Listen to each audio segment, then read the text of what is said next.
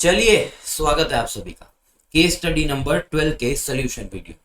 I hope आप लोगों की प्रिपरेशंस बहुत ज़्यादा अच्छी चल रही है। ये सब डिस्टर्बेंसेस से आप लोग इम्पैक्ट नहीं हो रहे और अपनी पढ़ाई पे ध्यान दे रहे हो। ठीक है, अपने पास टाइम बिल्कुल नहीं है तो बिल्कुल टाइम वेस्ट नहीं करेंगे, सीधा MCQ case study number 12। In respect of purchase of foreign currency from an authorized dealer, whether the GST will be applicable, and if yes, what will be the value of services on which GST will be charged under 32(2)(a? Also calculate the GST amount. ठीक है, value of services का question है। In respect to facts given under issue 2 above, the interest to be reported by tax auditor under form 3CD of the income tax 1961 would be। Tax audit का question है। Tax audit पहले audit में आता था, अब DT में आता है, ध्यान रखना। In background of circumstances described under issue 3, the company secretary contends that the audit committee should be reconstituted even if Q is appointed as an independent director. Is the company secretary's contention appropriate? ये सेबी का question है, law में आता है, बहुत सारी committees आप पढ़ो। WTL shall appoint another woman director on the board on or before, ये वापस लॉ का क्वेश्चन है। Which of the following statements is correct in relation to import of yarn for which transaction value of identical goods was considered under customs? IDT का customs का question है। ठीक है, descriptive पढ़ते हैं। Mr. Q, before accepting the appointment as a director, discussed with the company about implications of GST on his appointment and emoluments. Explain if the services provided by the directors are under the ambit of GST.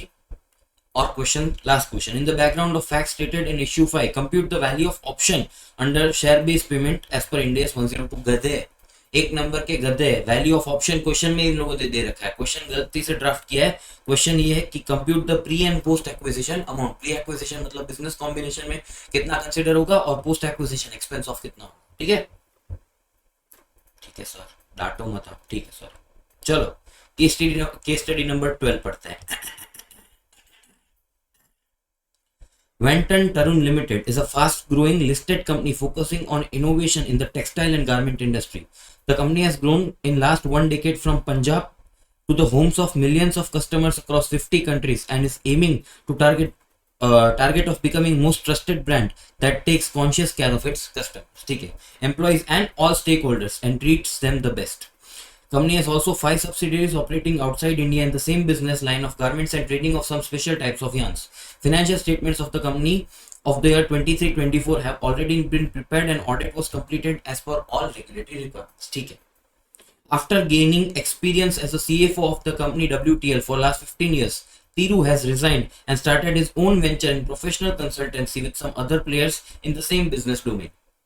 Management of the company gave an advertisement in all leading newspapers hiring qualified professionals for the vacant post of CFO. 50 applications were received by the company and all the candidates were competent and had good exposure in FR, corporate governance, MIS, cap budget, direct and indirect taxes. Management of the company decided to have interview board for selecting the appropriate candidate for the best post for the post of CFO. After looking at the recent developments in various areas relating to operations, accounting and other technical aspects of the company, following issues were selected on which opinion of all the candidates was sought and whoever gives the correct response will be selected. You are interested in this job profile and have been asked the following issues. ना पूरा ऐसे काट दो, time pass था, कुछ नहीं था। ठीक है, काम की चीज अब आ रही है। Issue 1.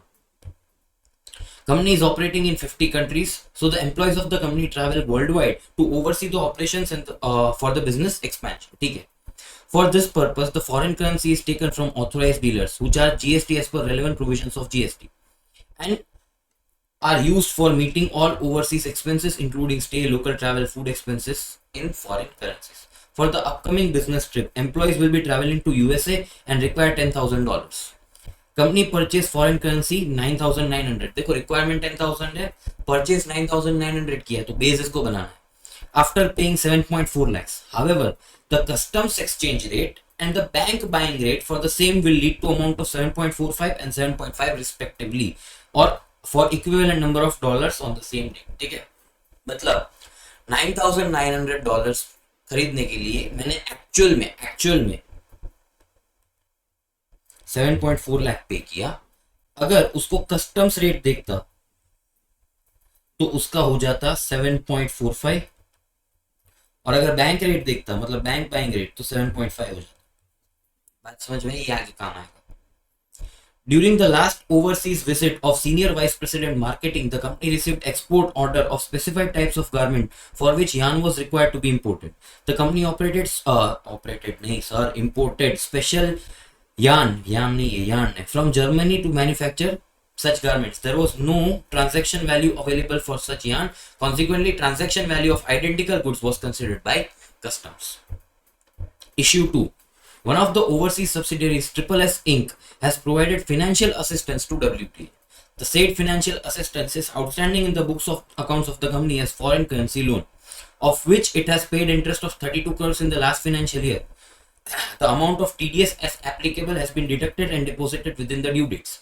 Profits before taxes, depreciation and amortization, मतलब EBITDA is 100 crores and amount of depreciation is 15 crores. देखो SSS Limited जो फॉरेन में है उसने WTL को लोन दिया हुआ है जिसके सामने WTL ने 32 करोड़ का इंटरेस्ट पे किया, TDS वगैरह का सब कंप्लायंस हो चुका है. WTL का EBITDA है 100 करोड़ और डेप्रिसिएशन है sir 15 crore.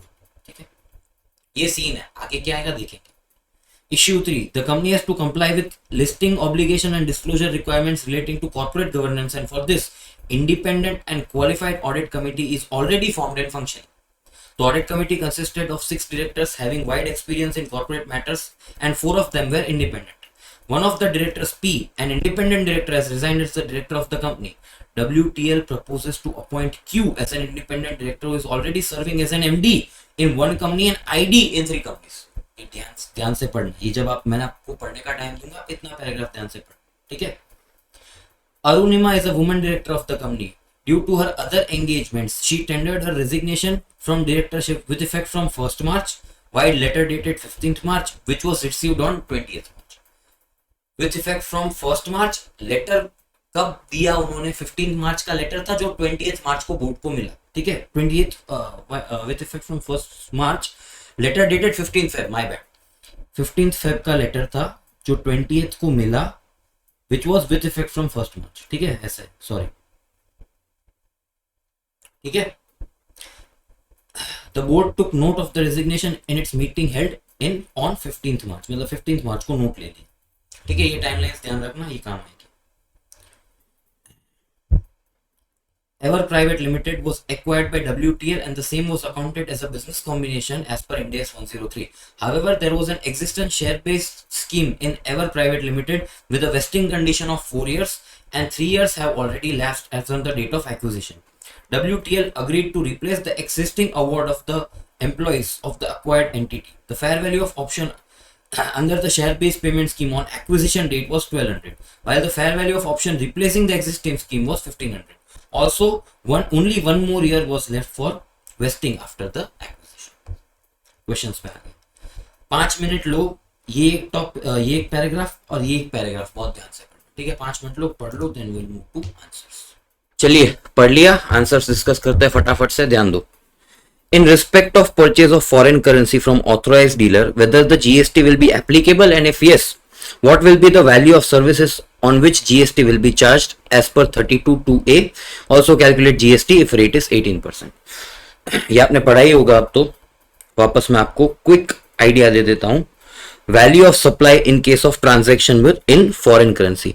Value of supply in case of transaction in foreign currency. एक सेकंड में ना, just give me 1 second. Yes, value of supply in case of foreign currency transaction. Value of supply in case of a foreign currency transaction. देखो, अगर exchange में कोई भी एक leg में INR इन्वॉल्व है, मतलब रुपी डॉलर या पाउंड रुपी, ऐसा कोई है जहां पे कोई एक लेग में INR इन्वॉल्व है, एक्सचेंज इन्वॉल्व्स INR, तो इफ यस, तो आपको दूसरा क्वेश्चन ये पूछना है कि क्या आरबीआई का रेफरेंस रेट अवेलेबल है. क्या आरबीआई का रेफरेंस रेट अवेलेबल है?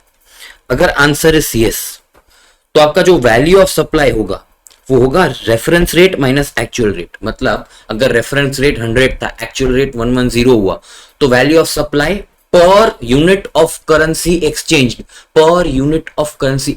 10 रुपीज इंटू यूनिट्स एक्सचेंज, वो आपका वैल्यू ऑफ सप्लाई हो जाएगा. जो वैल्यू ऑफ सप्लाई होगा उस पे रेट आके जीएसटी आएगा. देखो, we are computing percentage into value, तो हम ये वैल्यू ढूंढ रहे हैं, 18% दिया हुआ है, ठीक है, हम ये वैल्यू फाइंड आउट कर रहे हैं। तो वैल्यू क्या होगा, reference rate minus actual rate into units exchange.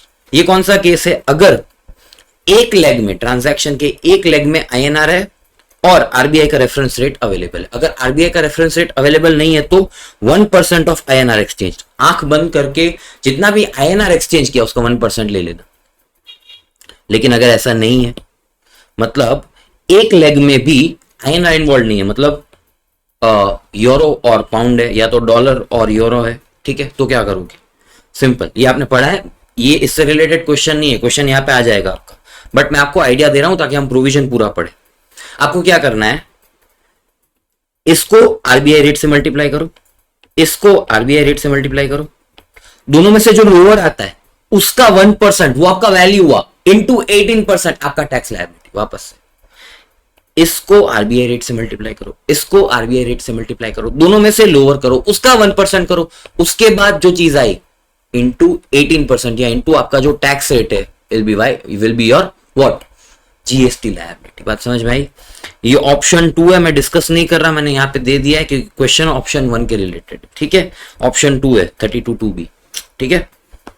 तो भाई आरबीआई रेट तो दिया नहीं है क्वेश्चन में, क्वेश्चन में कौन कौन से रेट दिए हैं, ध्यान दो, क्वेश्चन में कौन कौन से रेट्स दिए हैं,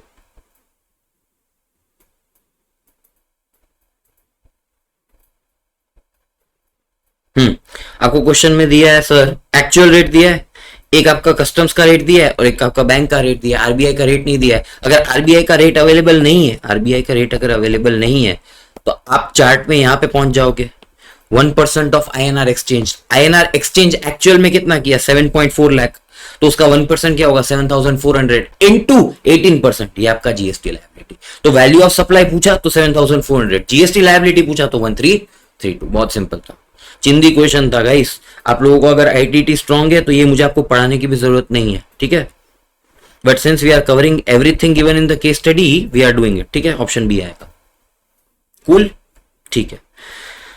With respect to facts given in the issue 2 above, interest to be reported by tax auditor under form 3CD of the Income Tax Act 1961 would be, अच्छा यहाँ पे ऑप्शंस में आपको दो क्लॉजेस दिए, 30A 30B। 30A सीधा rule out हो जाएगा because 30A applies to primary adjustment in case of transfer pricing.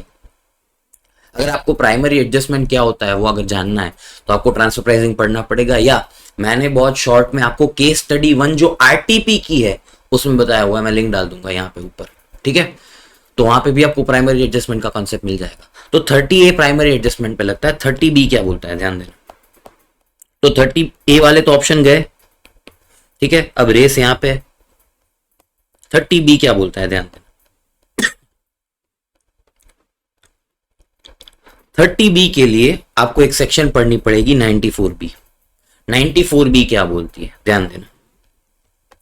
अगर मैंने अपनी एसोसिएट एंटरप्राइज को कोई लोन का इंटरेस्ट पे किया है, मतलब एसोसिएट एंटरप्राइज ने मुझे लोन दिया है और मैंने उसको इंटरेस्ट पे किया है, और अगर वो इंटरेस्ट मेरे इबिटा के 30% से ज्यादा है, मेरे इबिटा, मेरे जिसने पे किया है उसके इबिटा के 30% से ज्यादा है, तो उतना एक्सेस पोर्शन डिसअलाउ हो जाएगा,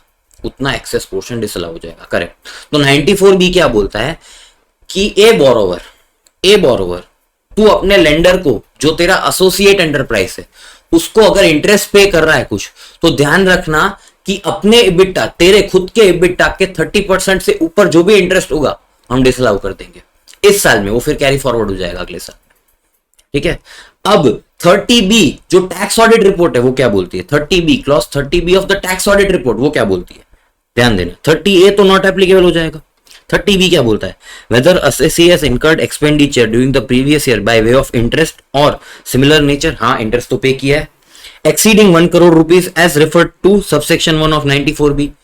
मतलब 94B वाला इंटरेस्ट अगर आपने 1 करोड़ से ऊपर पे किया है, देखो 1 करोड़ से नीचे है तो 94B का तो एप्लीकेबिलिटी होगा, लेकिन 30B का नहीं आएगा। बात समझ में आ रही है। 94B में स्टिल हो सकता है डिसअलाउ हो जाए वहां पे अगर लिमिट्स नहीं है तो, लेकिन 30B में आप वही रिपोर्ट करोगे ये क्या हो रहा है, क्या हो रहा है, भूत आया, हाँ 30B में आपको वही रिपोर्ट करना है जो इंटरेस्ट पेमेंट आपने 1 करोड़ से ऊपर किया है, और वो 94B में डिसअलाउ हो रहा है, ठीक है। तो हाँ भाई ऐसा तो चीज हो रहा है, तो आपको रिपोर्ट क्या क्या करना है, सबसे पहला अमाउंट ऑफ एक्सपेंडिचर, दूसरा एबिटा, तीसरा एक्सेस जो डिसअलाउ हो रहा है, और ये दोनों जो मैंने बोला एक्सेस कैरी फॉरवर्ड होता, कैरी फॉरवर्ड हो जाएगा, ठीक है। तो 94B क्या बोलता है, excess interest paid to associate enterprises will be disallowed. Excess interest होता क्या है, एक्चुअल माइनस 30% ऑफ इबिटा। तो 30% ऑफ इबिटा, इबिटा क्या है 100 करोड़, उसका 30% क्या हुआ 30, मैंने पे किया कितना किया 32, इबिटा 100, 30% 30, मैंने पे किया कितना, पे किया 32। तो 32 will be disclosed reported as interest paid 2 crore will be disclosed as excess और 100 crores will be disclosed as EBITDA। देखो 32 करोड़ में एक रिपोर्ट करूंगा कहां पे, इंटरेस्ट में, 100 करोड़ में अपना EBITDA रिपोर्ट करूंगा और 2 करोड़ एक्सेस रिपोर्ट करूंगा। ये एज एप्लीकेबल लिख दिया मैंने अभी के लिए। तो आपका आंसर क्या आएगा, ध्यान देना,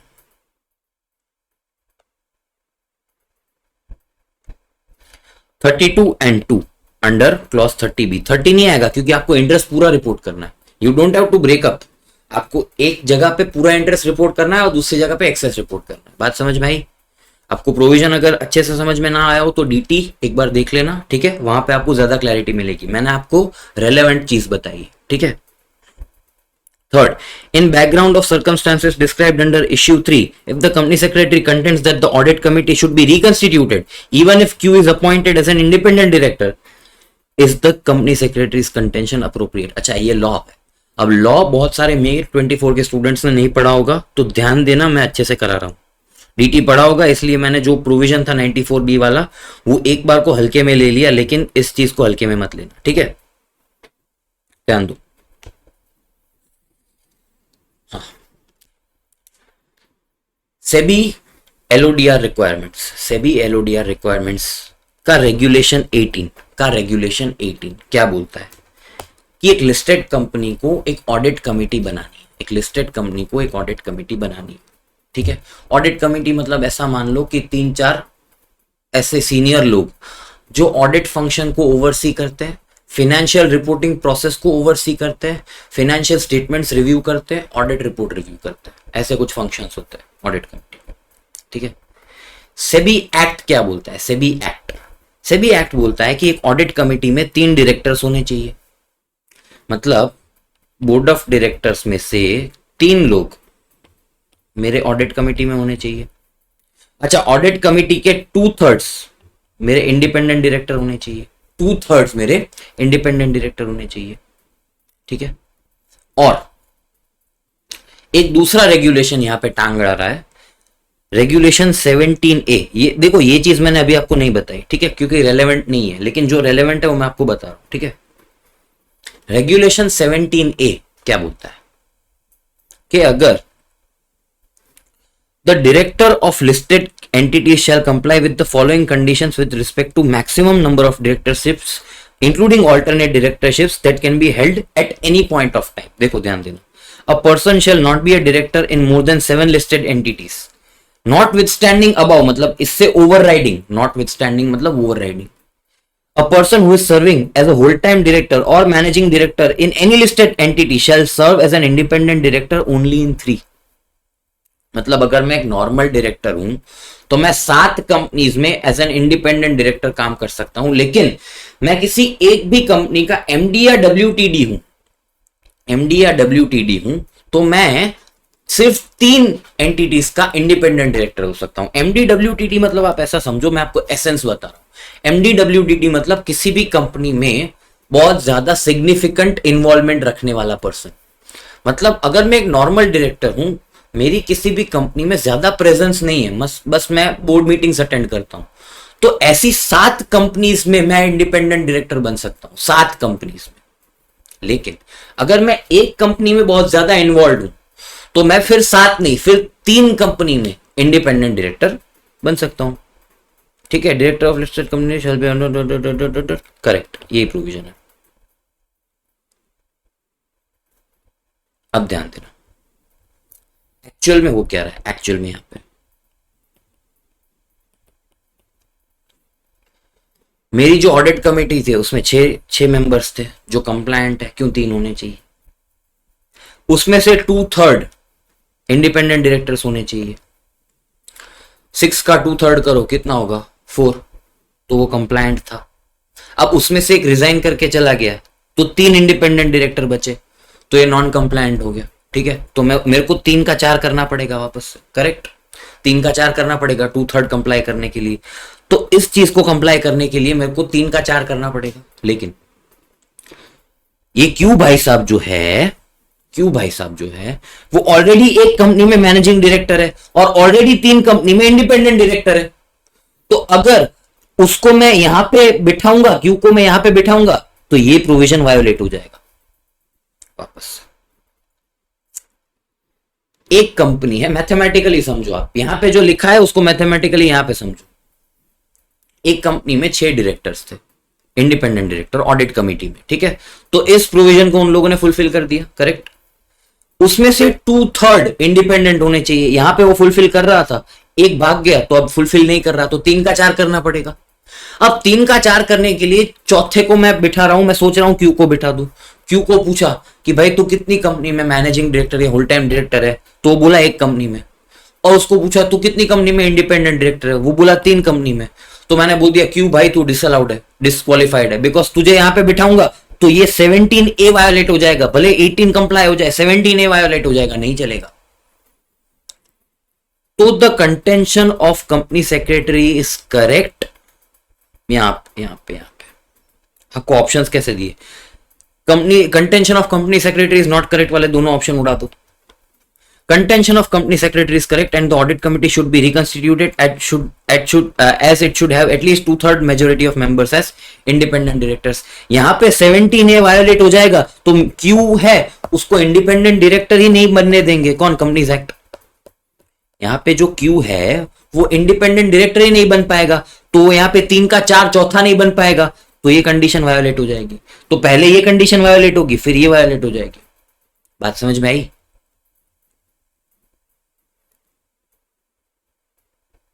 Contention of company secretary is correct and the audit committee shall be reconstituted as it should have only independent director। ये गलत है, 2/3 होने चाहिए, तो ये ऑप्शन राइट है आपका। देखो ऑप्शंस को भी हमने कैसे उड़ाया, नॉट करेक्ट वाले तो हटा दिए, फिर सी को हटाया। क्यों? C option contention of company secretary was right, लेकिन रीजनिंग गलत था। वापस से ये प्रोविजन बता रहा हूं, ध्यान देना।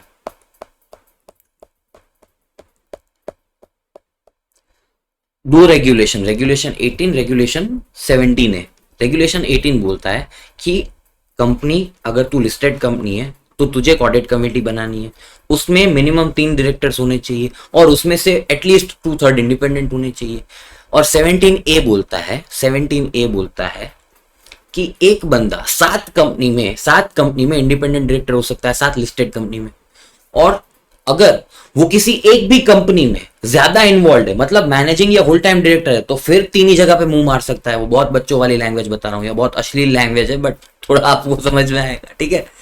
तो अगर वो कहीं पे ज्यादा इन्वॉल्व नहीं है तो 7 जगह पे जा सकता है sorry.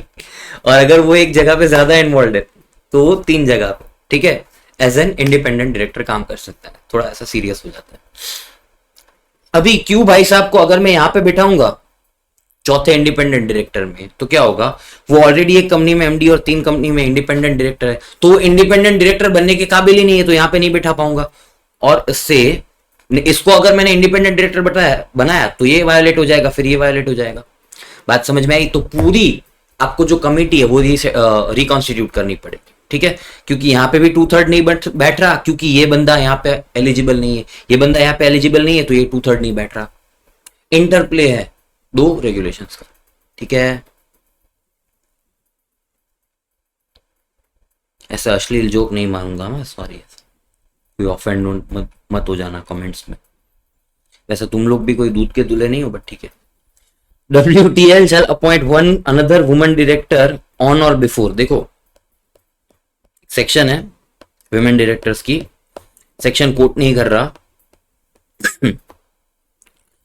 Filling of intermittent vacancy of a woman director. देखो टाइम लिमिट क्या है? Immediately in the next board meeting, मतलब जो नेक्स्ट बोर्ड मीटिंग हो रही है वो, या फिर 3 months from the date of vacancy whichever is later, earlier नहीं है, later है, मतलब रिलैक्सिंग प्रोविजन है कि जब आपको पता चला ठीक है उसके 3 महीने में या फिर नेक्स्ट बोर्ड मीटिंग में, विच एवर इज लेटर। तो मेरी नेक्स्ट बोर्ड मीटिंग तो 15 मार्च को ही हो गई, लेकिन 3 months from the date of vacancy, तो डेट ऑफ वेकेंसी क्या है, डेट ऑफ वेकेंसी क्या है,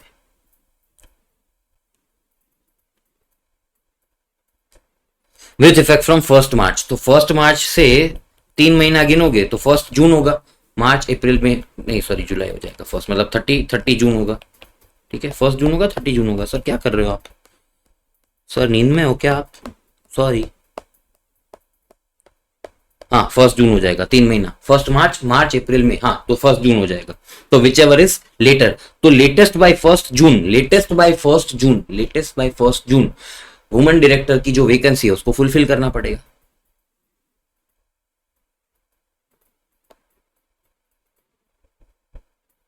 फर्स्ट जून, ठीक है। प्रोविजन क्या है, इमीडिएट नेक्स्ट बोर्ड मीटिंग या तो 3 months from the date of vacancy, 3 months from the date of vacancy क्या था 1 जून, और इमीडिएट बोर्ड मीटिंग तो 1 मार्च को ही हो गई थी, लेटर का प्रोविजन है तो 1 जून तक आपको उस वेकेंसी को फिल कर देना। Last, which of the following statements is correct in relation to import of yarn of which transaction value of identical goods was considered under customs। तो customs क्या बोलता है कि transaction value of identical goods at the time of sale of the same commercial level, substantially the same quality of goods being valued shall be used for determining the imported goods। मतलब देखो quantity भी same होनी चाहिए और commercial level भी same होना चाहिए। देखो एनी कमर्शियल लेवल नहीं चलेगा, सेम कमर्शियल लेवल लेकिन एनी क्वांटिटी नहीं चलेगी, एनी कमर्शियल लेवल और एनी क्वांटिटी नहीं चलेगी, दोनों सेम होना चाहिए, तो ऑप्शन सी आएगा, सेम दोनों चीज, ठीक है बहुत सिंपल था। एनी एक भी नहीं चलेगा, ठीक है, और यहाँ पे तो दोनों एनी थे तो नहीं चलेगा, ठीक है। ऐसा थोड़ा आपको ऐसा भी कभी भी ऑड वन आउट करना पड़ता है। अभी ऐसा एमसीक्यू आ गया, आपको बुक खोलने की जरूरत ही नहीं है, ऑप्शन ढंग से पढ़ लिए तो सीधा टिक मार के आगे बढ़ सकते हो, ठीक है। बात समझ में आई, डिस्क्रिप्टिव क्वेश्चंस में आ जाता है। Mr. Q, before accepting the appointment as a director, discussed with the company about the implications of GST on his appointment and emoluments. Explain if the services provided by the directors are under the ambit of GST. Employer-employee relationship GST में नहीं आती, employer-employee relationship। लेकिन director और company relationship, director और company relationship मतलब company अगर director को कुछ भी पे करती है, सिटिंग फीस वगैरह, तो उस पर जीएसटी लगता है, यस। और इसमें फॉरवर्ड चार्ज लगता है या रिवर्स चार्ज, रिवर्स चार्ज, इतना ही आंसर है। हाँ देखो, services provided by ID who are not the employees of the said company to such company in lieu of remuneration as the consideration for the said services are clearly outside the scope of schedule 3 and are therefore taxable. Schedule 3 में नहीं है इसलिए taxable है, क्योंकि schedule 3 non taxable चीजों की बात करता है। शेड्यूल 3 में एम्प्लॉयर एम्प्लॉय रिलेशनशिप को एक्सक्लूड किया गया है। Further, tax on services supplied by director of the company to the said company located in taxable territory shall be payable as RCM, ठीक है। तो taxable at reverse charge basis, इतना ही answer था। इतने चिंदी केस स्टडी का इतना चिंदी answer था, ठीक है। Last, in the background of fact stated in issue 5 compute the value of option under the share based payment as per Ind AS 102। Value of option तो खुद दे रखा है उन लोगों ने, गधों ने, 1200 और 1500, ठीक है। कंसेप्ट क्या है इस चीज का, ध्यान, कंसेप्ट बता रहा हूं इस चीज का बहुत शॉर्ट में। ए ने बी को एक्वायर कर लिया, ठीक है। बी के बहुत सारे एम्प्लॉइज हैं, जिसको बी की कंपनी के शेयर बेस्ड ऑप्शंस है उनके पास, ठीक है। बात समझ में आई। अब ए बी को एक्वायर कर रहा है, तो इन शेयर बेस्ड ऑप्शंस का क्या होगा? क्या ए ऐसा बोल सकता है कि मैं कैंसिल कर दूंगा? नहीं, बी के एम्प्लॉइज है वो, ट्रांजैक्शन ये वाला ट्रांजैक्शन होने ही नहीं देंगे, ठीक है। अच्छा, एक डेट ऑफ एक्विजिशन की जब बात आती है, तब डेट ऑफ एक्विजिशन की जो फेयर वैल्यू है वो 1200 बताई गई है, ठीक है। अब ध्यान देना, फॉर एग्जाम्पल मैं बी के एम्प्लॉइज है, बी के एम्प्लॉइज, ठीक है। ए आके बोल रहा है कि मैं आपकी कंपनी को एक्वायर कर रहा हूं, मैं कहा ठीक है, मैंने पूछा कि मेरे जो शेयर बेस्ड ऑप्शन है उसका क्या होगा, तो ए बोलता है कि उन शेयर बेस्ड ऑप्शंस की आज वैल्यू कितना है, तो एम्प्लॉइज ने बोला 1200 रुपए, 1200 रुपए। और तुम लोगों ने काम कितने टाइम तक किया है, हमने बोला सर 3 साल। और आपको ऑप्शन वेस्ट कब होगा, सर 1 और साल काम करेंगे तब। काम 3 साल किया, 1 और साल काम करेंगे, मतलब चौथे साल में ऑप्शन वेस्ट हो जाएंगे, ठीक है। तो एज एन एम्प्लॉय आप सोचो कि आप कितने वैल्यू के ऑप्शंस ए से एक्सपेक्ट करोगे, 1200 जो डेट ऑफ एक्विजिशन की फेयर वैल्यू है। वापस ए ने बी के एम्प्लॉय से बात की कि आप लोगों को क्या एक्सपेक्टेशन है, आपको किस वैल्यू के ऑप्शंस चाहिए, तो आपको आज की तारीख में क्या वैल्यू दिख रही है, 1200 डेट ऑफ एक्विजिशन की फेयर वैल्यू। तो आप बोलोगे मुझे 1200 के ऑप्शंस चाहिए ए के, ए ने बोल दिया ठीक है। तो इस ट्रांजैक्शन को एग्जीक्यूट करने के लिए ए को कितनी फेयर वैल्यू के ऑप्शंस देने पड़े, 1200 के। तो इसका प्री एक्विजिशन में अलोकेशन क्या होगा, 1200 इंटू 3/4 900। और अगले साल में क्योंकि अब जो बी के एम्प्लॉइज है वो ए के एम्प्लॉइज बन गए, तो एम्प्लॉय बेनिफिट एक्सपेंस में कितना जाएगा, 300। बात समझ में आई। वापस से कॉन्वर्सेशन किसके बीच हो रहा था, ए और बी के एम्प्लॉइज।